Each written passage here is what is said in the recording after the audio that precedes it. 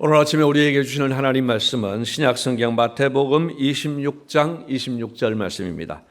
신약성경 45페이지에 있는 마태복음 26장 26절부터 30절까지 말씀을 제가 봉독해 드리겠습니다. 그들이 먹을 때에 예수께서 떡을 가지사 축복하시고 떼어 제자들에게 주시며 이르시되 받아서 먹으라, 이것은 내 몸이니라 하시고 또 잔을 가지사 감사기도 하시고 그들에게 주시며 이르시되 너희가 다 이것을 마시라, 이것은 죄 사함을 얻게 하려고 많은 사람을 위하여 흘리는 바 나의 피 곧 언약의 피니라. 그러나 너희에게 이르노니 내가 포도나무에서 난 것을 이제부터 내 아버지의 나라에서 새 것으로 너희와 함께 마시는 날까지 마시지 아니하리라 하시니라. 이에 그들이 찬미하고 감람산으로 나아가니라. 아멘. 제 고등학교 동창이면서 같은 교회에 출석했던 친구가 하나 있습니다. 이 친구는 부모님께서 일찍 돌아가셔서 큰형님 댁에서 생활을 하고 있었습니다. 대학 좀 들어가서 쯤인데요, 친구 몇 명이 모여서 놀기도 하고 또 잠도 같이 자기로 한 날이 마침 그 친구 생일 전날이었습니다. 근데 이제 이렇게 저렇게 노는데 12시 자정이 지나고 나니까 이 친구가 따로 조용히 나가서 혼자 방구석에서 생각에 이렇게 잠겨 있었습니다. 평소에 보지 못한 너무 진지한 모습이어서 그러고 있을 동안에 이유를 물어보지도 못했습니다. 그리고 조금 더 시간이 지나고 나서 이제 다시 우리의 모임에 합류를 했습니다. 그때 물어봤습니다. 무슨 생각을 그렇게 깊이 했냐고. 그렇게 물었더니 이 친구 대답이 이렇습니다. 12시가 지났으니까 이제 오늘이 내 생일인데 나를 낳아주신 부모님이 생각이 나서 그리고 부모님이 생각하면서 기도했다고 그렇게 이야기를 했습니다. 이 이야기를 들은 20살 우리 철없는 친구들이 가슴이 참 먹먹했습니다. 사실은 우리 생일날에 자기 생각하지 부모 생각하는 분 별로 없지 않습니까?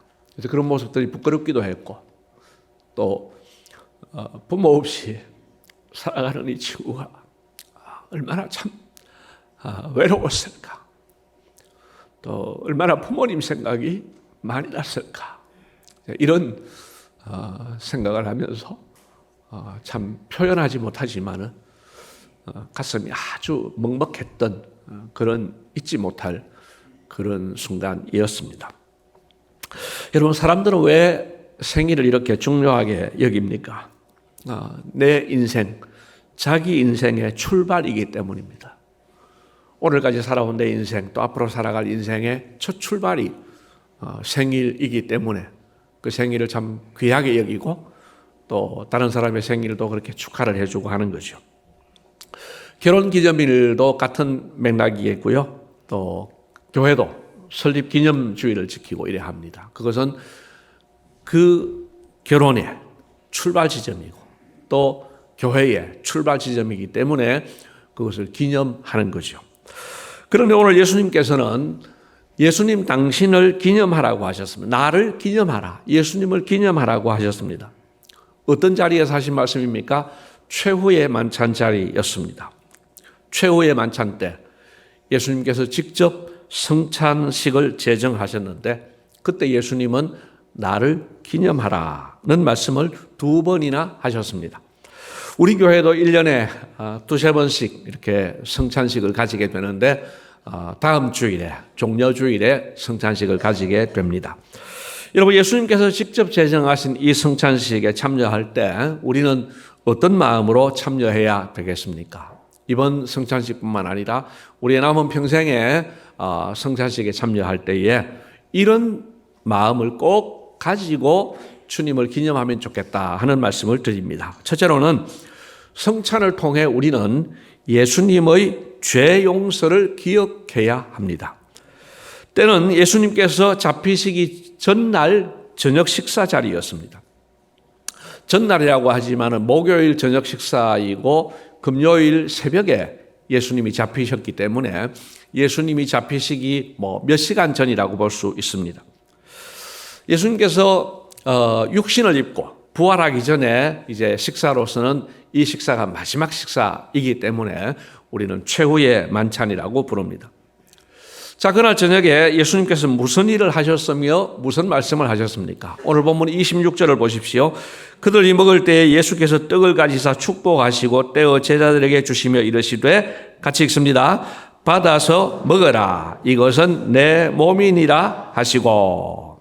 예수님께서 떡을 떼어 주시는데 우리가 성찬식 때 카스테라 상징으로 받는 이거하고는 차원이 다릅니다. 이때는 떡이 주식입니다. 그래서 지금으로 말하면 밥 퍼주는 것처럼 그렇게 큰 떡을 잘라서 이렇게 이제 떼어서 주시는 거죠. 그런데 예수님이 하시는 말씀이 이것은 내 몸이다. 그리 말씀하셨습니다. 그리고 27절 말씀을 보면은 잔을 가지사 감사기도 하시고 그들에게 주시며 이르시되 너희가 다 이것을 마시라. 28절 말씀은 같이 읽겠습니다. 이것은 죄 사함을 얻게 하려고.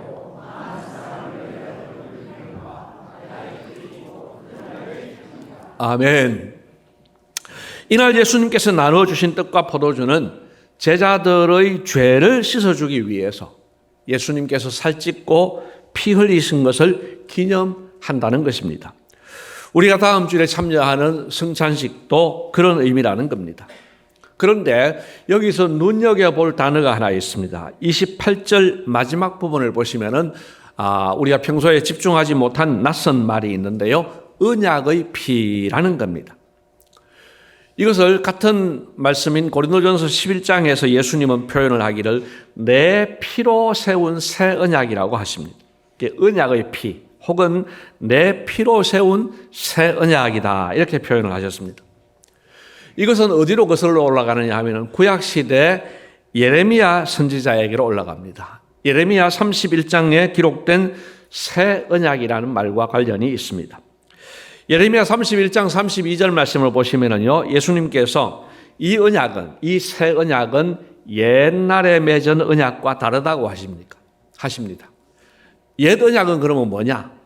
이스라엘 백성들이 출애굽할 때에, 애굽에서 탈출해 나올 때에 하나님과 맺으신 언약인데 이것을 하나님은 결혼식에 비유를 하십니다. 그러니까 이 언약은 결혼 서약이라는 겁니다. 하나님이 남편 되시고 이스라엘 백성들이 아내가 되는, 신랑과 신부가 되는 그런 언약의 이제 결혼식입니다. 여러분 생각해 보면요, 참 황송한 일 아닙니까? 우리가 예수님의 신부라니, 우리가 하나님의 신부고 하나님이 우리의 신랑이다라고 하는 것은 참 황송한 일이고 영광스러운 대접입니다. 그런데 문제는 이렇게 하나님과 결혼 관계에 있는 하나님의 신부가 된 이스라엘 백성들이 감사함으로 결혼 생활을 잘 해야 되겠는데 그게 아니었어요. 이 신부인 이스라엘 백성들이 그만 바람을 피운 겁니다. 딴 남자를 쳐다본 거예요. 그 딴 남자가 뭐냐? 우상을 섬긴 거예요. 바알과 아세라 이런 우상들을 섬기게 됩니다. 하나님께서 얼마나 속이 상하셨던지 많은 선지자들을 통하여서 이 말씀들을 다루고 있는데 심지어는 이런 말씀을 하십니다. 다른 매춘부들은 성매매를 할 때에 돈이라도 받고 하지 않냐? 그런데 너희는, 내 아내인 너희는 다른 남자를 불러서 돈을 주어가면서 너희는 성매매를 했다. 그렇게 말씀하십니다. 하나님이 얼마나 자존심이 상하셨는지, 얼마나 속이 상하셨는지. 너희는 그런 짓을 하고 살았다는 겁니다. 그런데 하나님께서는 그렇게 그들의 죄를 지적을 하시면서도 이걸 끝내기 위한 것이 아니고 그렇게 바람 피운 아내이지만은 그 아내를 용서하시고 데리고 와서 다시 시작하자고 하셨습니다. 그 다시 시작한다는 것이 바로 새 언약입니다. 오늘 성찬식을 통하여서 예수님은 다시 시작하자. 너희들이 그렇게 잘못된 결혼 생활을 했지만은 나는 이혼할 마음이 없고 너희와 다시 시작하기를 원한다는 겁니다. 그래서 예레미야 31장 33절 말씀을 보면은 중간에 이런 말씀이 있습니다. 나의 법을 그들의 속에 두며 그들의 마음에 기록하겠다. 그 전에 어디에 기록했느냐? 돌판에다가 십계명을 썼습니다. 그런데 지금 이 언약은 너희의 마음 속에 쓰겠다. 그만큼 진심으로 우리가 언약을 맺자라고 합니다. 자, 34절 말씀은 같이 한번 읽도록 하겠습니다. 그들이 다시는 각기 이웃과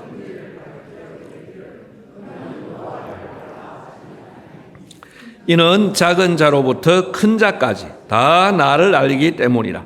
내가 그들의 악행을 사하고 다시는 그 죄를 기억하지 아니하리라. 여호와의 말씀이니라. 아멘. 자, 마지막 부분 보십시오. 다시는 그 죄를 기억하지 아니하리라. 여러분, 이런 맥락에서의 용서입니다. 그냥 너희가 이러이러한 죄를 범했는데 내가 용서해 줄게. 이런 가벼운 차원이 아닙니다. 남편이 하나님이신데 하나님 남편을 두고 불륜을 저질러서 가정이 깨지고 비참에 처했습니다.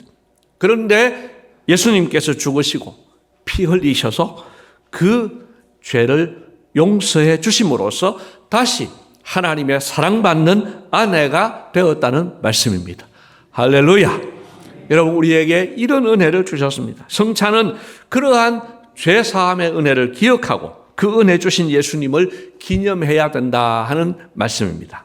여러분, 성찬 때마다, 아니 순간순간 이 은혜를 기억하고 감사하면서 살아가시기를 주님의 이름으로 축복합니다. 두 번째로, 성찬을 통해서 우리는 예수님의 겸손을 기억해야 합니다. 여러분, 세상에서 높은 사람들은요, 자신의 힘과 권력 그리고 영향력을 과시하고 자랑합니다. 세상에서 뭐 크게 높은 사람 아니라도 작은 직책만 주어져도 그렇습니다. 여러분, 옛날 학교 다닐 때를 한번 생각해 보십시오. 학급의 반장에게 권세가 있어요. 무슨 권세가 있는지 아세요? 선생님이 없을 때 뜨던 학생 이름 적기. 칠판에요. 그 이름 석자 쓰이면은 또 나중에 선생님한테 얻어맞기도 하고 이러니까 그 반장이 이름 석자 쓰는 거 아주 권세였어요. 그런가 하면은 제가 어릴 때는 동네에 TV가 별로 없었습니다. TV 있는 집 아들은 권세가 있는 거예요. 어떤 권세입니까? 지한테 줄을 서면은 집에 와서 TV 1시간 보여준다는 거죠. 마음에 안 들면은 야, 너는 빠져. 너는 안 돼. 여러분, 이 너는 안 돼 이게요, 아주 큰 권세인 거예요. 요즘 어떤가 제가 물어봤더니만은요, 휴대폰 최신 기종까지면 권세가 있대요. 초등학생인데 아이폰, 그 비싼 아이폰 가지고 있으면은 다른 애들이 우르르보고 이렇게 이제 거기 가서 뭔가 게임이라도 하나 하려고 하고, 또 게임인데 사양이 높은 최신 사양을 가진 그런 게임기를 가지고 있으면 그게 권력이 된대요. 가서 새로운 게임 한번 해보려고 하는 그런 권세가 된다는 거예요. 여러분, 가만히 보면 옛날이나 지금이나 또는 애나 어른이나 사람 사는 세상에서는 힘이 있는 사람은 그 힘을 과시하고 자랑합니다. 또 힘이 없는 사람은 그게 부러워서, 그래서 그 힘을 가지려고 노력합니다. 예수님을 3년이나 따라다녔던 예수님의 제자들도 서로 높아지려고 했습니다. 심지어는요, 오늘 이 최후의 만찬, 이 만찬 자리에 들어오기 직전까지 혹은 직후에 그들은 누가 크냐 하는 다툼을 하고 있었습니다. 누가복음 22장 24절 말씀을 보면요, 또 그들 사이에 그중 누가 크냐 하는 다툼이 난지라, 이 말씀이 있어요. 또예요, 또. 한두 번이 아니에요. 이들은 상습적으로 누가 크냐, 그 12명 가운데서도 서열 다툼한다고 누가 크냐 서로 다투는데 또 다투고 있습니다. 이 누가복음의 문맥으로 보자면은 이 다툼은 최후의 만찬 바로 직후였습니다. 그 심각한 이야기 가운데서도 그들은 누가 크냐 이러고 있었다는 겁니다. 참 한심하기 짝이 없지요. 그러나 여러분, 우리는 다르겠습니까? 여러분, 우리도 다르지 않습니다. 여러분 생각에 나는 그런 유치한 사람 아니야, 그러시겠습니까? 여러분 한번 실험을 해보십시오. 친구 몇 명이 모여도요, 보이지 않는 서열이 있고 주도권 다툼이 있습니다. 지금 없다는 것은 그동안에 이제 형성이 돼서 자연스럽게 받아들여졌다는 이야기입니다. 근데 그걸 깨뜨리는 실험을 한번 해보세요. 주도적으로 이야기하는 친구가 있는데 그 친구 대신에 다른 사람이 주도적으로, 여러분이 가서 주도적으로 한번 해보세요. 혹은 그 친구가 주도적으로 이야기를 하는데 말을 두세 번만 한번 끊고 들어가 보세요. 그 친구 이야기하는, 그게 아니고! 그러면서 치고 들어가 보세요. 한 번쯤은 어쭈구리 이러는데요. 두 번, 세 번 하면은 이게 아주 달라집니다. 반대로 여러분의 이야기도, 여러분의 말을 다른 사람이 몇 번만 무시해 보세요. 내가 그래도 말을 하는데 다른 친구들이 아무 반응도 안 하고 다른 이야기 하는 거예요. 여기 한 번쯤은 또 뭐 그런가 보다 하는데 두 번, 세 번 되면요 아주 마음이 상합니다. 여러분, 우리는 다들 정당한 대우를 받고 싶어 합니다. 그리고 그 정당한 대우라는 기준이 내한테 있는 거예요. 내가 생각하는 정당한 기준이에요. 나는 적어도 이 그룹에서 70 정도의 대접은 받고 싶어 해요. 사람들이 50밖에 대접을 안 해요. 그러면은 속이 상하는 거예요. 여러분, 우리는 높아지려는 마음이 다 있습니다. 그 마음이 없는 사람이 없어요. 그러나 예수님은 우리와 같지 않으셨습니다. 예수님은 천하 만물을 다스리시는 왕이시지만 겸손한 희생으로 하나님의 뜻을 이루셨습니다. 우리를 구원해 주시기 위해 영향력 과시가 아니라 끝까지 낮아짐을 선택하셨습니다. 빌립보서 2장은 이것을 잘 설명하고 있습니다. 빌립보서 2장 5절 말씀을 보시면 너희 안에 이 마음을 품어라. 곧 그리스도 예수의 마음이니. 그 예수의 마음은 어떤 마음입니까? 6절을 같이 읽겠습니다.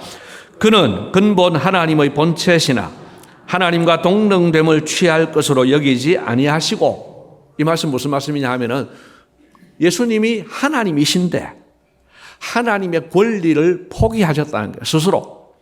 그래서 포기하고 그 다음에 어떻게 됐느냐, 7절을 보면은 오히려 자기를 비워 종의 형체를 가지사 사람들과 같이 되셨고, 이게 본래 하나님 자리가 예수님이 있어야 할 자리인데 그 권리를 포기하고 종이 되고 사람이 되셨다는 거예요. 낮아지셨다는 거예요. 그래서 어떻게 되느냐, 8절 말씀 같이 읽겠습니다. 사람의 모양으로 나타나사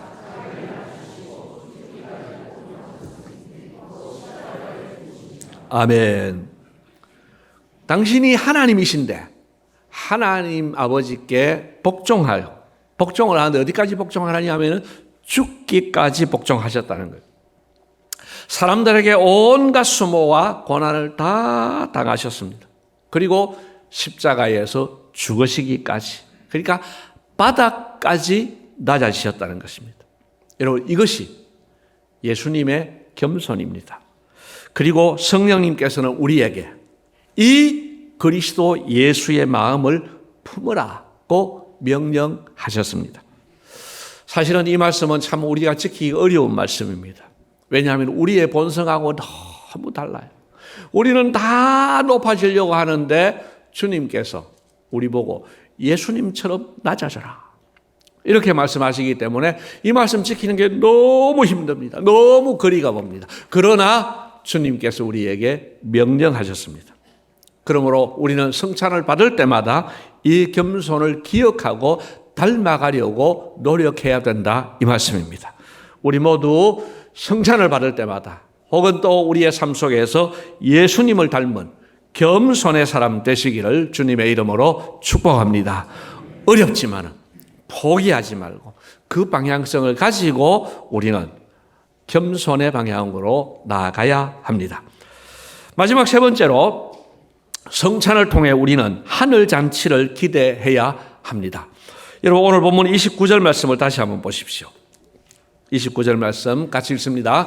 그러나 너희에게 이르노니 내가 포도나무에서 난 것을 이제부터 내 아버지의 나라에서 새 것으로 너희와 함께 마시는 날까지 마시지 아니하리라 하시니라. 아멘. 자, 이 말씀을 좀 그대로 놔두고 보십시다. 예수님께서 하시는 말씀이 지금부터는 내가 포도주 마시지 않겠다라고 하십니다. 언제까지? 내 아버지의 나라에서 새 것으로 너희와 함께 마시는 날까지 이렇게 말씀하십니다. 이게 무슨 말씀인가 싶죠. 여러분, 내 아버지의 나라는 천국입니다. 하늘나라입니다. 그리고 새 것은 이 땅의 포도주하고는 차원이 다른 하늘나라의 포도주를 이야기합니다. 그리고 결정적인 것은 너희와 함께 마시는 날까지라고 이야기합니다. 너희와 함께, 우리와 함께 마시겠다고, 제자들과 함께 마시겠다고 하는데 이것은 무슨 의미냐 하면 결혼식을 이야기합니다. 신랑 되신 예수님과 신부된 제자들, 신부된 우리가 결혼잔치를 벌이면서 그때 마시게 되는 그날까지 내가 이 땅의 포도주를 마시지 않겠다고 하십니다. 여러분, 지금 이렇게 별 볼 일 없는 제자들인데 찌질하고 그러면서도 서론 없다고 우기게 되는 이 참 못난 이 제자들을 신부로 인정해 주신 겁니다. 그리고 오늘 저와 여러분들도 다 부족함이 많지만은 주님께서 우리를 신부로 선택해 주시고 우리를 신부로 대우해 주셨습니다. 여러분, 사실은 우리의 모습들을 살펴보면 우리는 참 별 볼 일이 없는 사람들입니다. 제가 이렇게 이야기하면 좀 똑똑한 사람, 잘난 사람들은 아이 목사님은 별일 없을지 모르지만 나는 별일이 있는데요. 나 굉장한 사람이라고요. 이렇게 이야기하실 분이 있을 수도 있습니다. 근데 굳이 제가 여러분들을 찌질한 사람이라고 말씀드리지 않겠습니다. 여러분, 우리는요 사실은 별 볼 일 없어요. 왜냐? 그냥 간단하게 한번 생각해 보십시다. 여러분, 우리는요 1년 후, 10년 후가 아니라 내일을 보장할 수 없는 사람들입니다. 여러분, 내일을 보장받는 사람이 있으세요? 내일 아침에 일어난다는 보장이 있으세요? 여러분, 우리의 심장이 지금까지 태어나기 전부터, 태중에서부터 지금까지 이렇게 잘 뛰고 있습니다. 근데요, 하나님께서 이제 스탑 하시면은요, 어떻게 손을 쓸 길이 있습니까? 여러분, 오늘 저녁에라도 하나님께서 너 이제 끝났다, 이제 끝내자 하고 스탑 하시면은요, 아무도 내 일을 보장받을 수 없습니다. 여러분, 심장병이 있어서 심장이 스탑하는 게 아니에요. 하나님께서 이제 그만하자 하시면은 이제 끝이 나는 거예요. 여러분, 그 심장이 스탑할 때에 여러분이 가지고 있는 건강, 체력, 권력, 영향력 무슨 소용이 있겠습니까? 그래서 우리는 참 하나님의 은혜로만 사는 사람들이라는 것을 아셔야 됩니다. 하나님의 은혜 없이 나는 별 볼 일 없다 아셔야 됩니다. 영적으로도 그렇습니다. 예수님의 보혈이 없으면 우리는 지옥 갈 수밖에 없는 사람들입니다. 은혜 없이는 살 수 없는 존재들이 맞습니다. 그런데 이런 우리를 예수님은 신부로 맞이해 주시고 신부로 인정해 주셨습니다. 그래서 예수님과 우리는 결혼잔치를 열게 됩니다. 그냥 결혼잔치에 초대받은 손님이 아니라 결혼식의 주인공들입니다. 그래서 우리는 성찬을 받을 때에 이 하늘나라 잔치를 기대해야 됩니다. 우리 청년들 가운데도 이제 결혼 날 받아놓은 청년들이 있는데요. 결혼 날 받아놓은 청년들이 신랑 신부, 예비 신랑 신부들이 그날을 기다리는 것처럼, 설레이면서 기다리는 것처럼 우리도 하늘 잔치를 설레이면서 기다려야 할 줄로 믿습니다. 우리의 성찬식은 지금까지 분위기가 참 무거울 수밖에 없었습니다. 예수님의 죽으심을 기념하기 때문에 침례하는 저도 또 참여하는 여러분도 엄숙한 마음과 모습으로 성찬을 받았습니다. 이것이 갑자기 바뀔 수는 없겠습니다만 마음으로라도 이제 이 하늘 잔치를 기대하면서 성찬에 참여하면 좋겠습니다. 한편으로는 나를 위해 죽어주신 주님을 기념하며 감사하되, 또 다른 한편으로는 하늘나라 결혼식을 기대하는 그런 성찬식이 되어야 한다는 말씀입니다. 예수님 신랑, 나는 신부, 이 결혼식은 얼마나 기쁘고 영광스러운 잔치이겠습니까? 주님께서 사랑하시는 성도 여러분, 오늘 우리는 예수님께서 제정하신 성찬식과 관련해서 세 가지를 묵상했습니다. 첫째는 성찬을 통해서 우리가 예수님의 죄 용서를 기억해야 되겠습니다. 여러분, 재판을 받아보셨습니까? 재판을 받는 사람에게 있어서 가장 관심사는 뭡니까? 유죄냐 무죄냐입니다. 근데 무죄 받을 가능성이 없어. 이건 나는 유죄일 수밖에 없어. 이런 잘못을 범했을 때에는 그 다음에 관심사가 뭔지 아세요? 실형을 받느냐 안 받느냐, 징역살이를 하느냐 안 하느냐. 그래서 뉴스에 나올 때에 실형을 강조합니다. 여러분, 6개월 실형 살 사람이 이 죄를 용서받는 것만 해도 엄청난 기쁨이 됩니다. 그런데 우리는요, 영원한 지옥을 면제받은 사람들입니다. 우리의 죄 용서는 그런 큰 파워가 있습니다. 그 은혜에 대해서 우리는 기뻐하고 감사해야 되지 않겠습니까? 성찬을 통해 우리는 예수님의 겸손을 기억하고 그 겸손을 닮아야 합니다. 높은 것 좋아하는 우리는 끊임없이 이 예수님의 겸손의 마음을 품어야 된다, 이 말씀입니다. 마지막으로 성찬을 통해 우리는 하늘 잔치를 기대해야 합니다. 남의 잔치가 아니라 내가 예수님과 결혼하는 결혼식입니다. 기대가 되지 않겠습니까? 우리 모두 이 세 가지를 기억하면서 성찬을 받으시고 또 평소에도 이 세 가지를 기억하면서 살아가시기를 주님의 이름으로 축복합니다. 고맙습니다, 주님. 우리를 성찬의 자리에 초대해 주셔서 감사합니다. 성찬을 받을 때마다 우리를 위해 용서하신 예수님의 용서를 기억하게 하시고 또한 예수님의 겸손을 닮아가게 하시며 또한 하늘잔치를 기대하면서 성찬에 참여케 하여 주시옵소서. 감사하옵고 예수님 이름으로 기도드리옵나이다. 아멘.